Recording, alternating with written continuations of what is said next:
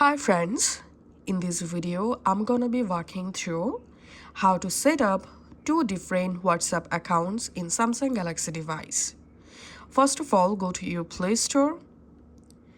In Play Store, search for WhatsApp and install the official WhatsApp Messenger app. Once it's installed, go ahead and open the WhatsApp app in your phone and then go ahead and log into your first WhatsApp account with your first mobile number. And then it's time to set up our second WhatsApp account, right? To do that, you have to open your Settings app.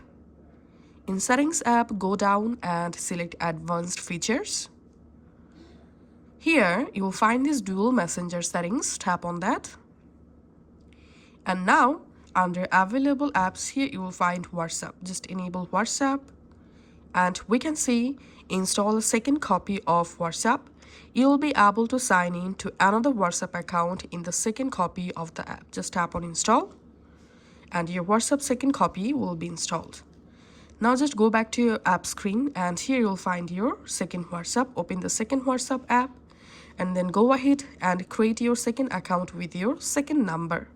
And that's how you will be able to use two different WhatsApp accounts at the same time. Thank you.